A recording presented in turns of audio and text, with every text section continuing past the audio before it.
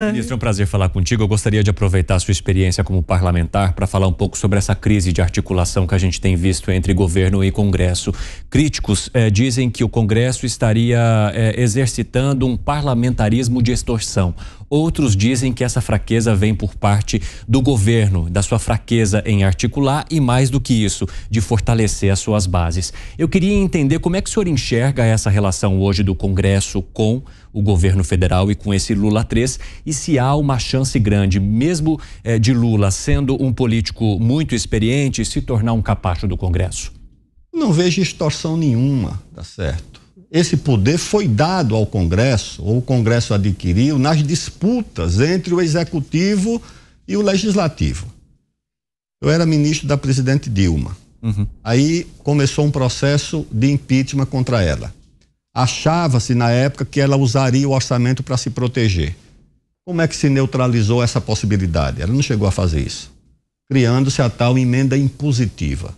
Ou seja, você transfere do executivo para o legislativo via essa emenda impositiva, ou seja, ela tem que ser paga, e isso foi aprovado durante o processo de impeachment na gestão do deputado Eduardo Cunha. Esse empoderamento conduziu a um empoderamento maior ainda. Quando o presidente Bolsonaro assumiu, havia uma certa distância entre ele e o legislativo. Tá certo? Havia ministro que cantarolava, que se gritar pega centrão, não fica ninguém, etc. Quando o presidente estava fragilizado, que precisou compor com o Congresso, ele não teve forças para evitar as chamadas emendas secretas, ou seja, a emenda do relator, que é também execução do orçamento. Isso é uma deformidade, isso é um desequilíbrio, isso cria algo que é uma insegurança total. Por quê? Porque o Congresso, ele já aprova o orçamento, discute e aprova, ele fiscaliza o orçamento, portanto ele não pode executar o orçamento. Isso tem que ser uma prerrogativa do Executivo.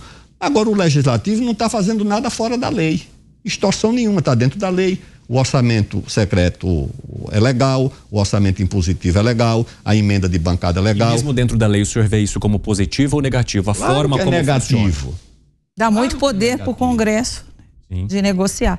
Mas é legal, foi aprovado, inclusive pelos partidos de esquerda. Todos aprovaram. E todos. Mas qual é a relação que o senhor vê hoje do atual governo com o Congresso Nacional? Porque hoje se fala que o governo não tem maioria na Câmara, teria uma maioria razoavelmente frágil no Senado, mas teria uma maioria, onde ele tem maioria no Supremo Tribunal Federal, que o senhor já citou como um entrave em relação à questão do ferrogrão. Ou seja, hoje a gente tem 3 poderes governando quase que como executivo. E outro, quem foi que descobriu agora que o governo não tem maioria no Congresso? Isso foi revelado na apuração da eleição. Sim. Quando o resultado saiu, se viu que a base do governo... Quantos deputados elegeram os partidos que apoiaram o presidente Lula, que integraram a coligação dele? Sei lá, 20% no máximo, 30%, se muito. No Senado a mesma coisa, o governo não tem maioria. E o caminho escolhido não vai dar ao governo maioria. A agenda identitária, a agenda ambientalista é uma aventura no Congresso. Esse Ministério do Meio Ambiente não conta com um senador, o partido que conduz essa agenda, não tem um senador, o único que tinha, que era o senador Randolph, abandonou o partido por causa de uma decisão absurda tomada lá com relação ao petróleo do Amapá. De onde é que vem a força? Vem de um parlamento que não é o nosso, é do parlamento europeu, do parlamento americano, do parlamento francês, do parlamento belga. No nosso, essa agenda não tem força. A agenda identitária pode ter força no Congresso americano, no Partido Democrata. No Congresso brasileiro será derrotada. Como o governo escolheu essa agenda, e não a agenda da retomada do crescimento da economia, como é um governo que hostiliza a agricultura, que bloqueia a fonte de recursos que seria a fronteira mineral, como é que um governo que está precisando de dinheiro briga com o agricultor? Ou pior, uma roça de soja vira dólar em 4 meses. Tá certo? Uma roça de soja vira dólar em 4 meses. Um frango vira dólar em 41, 42 dias.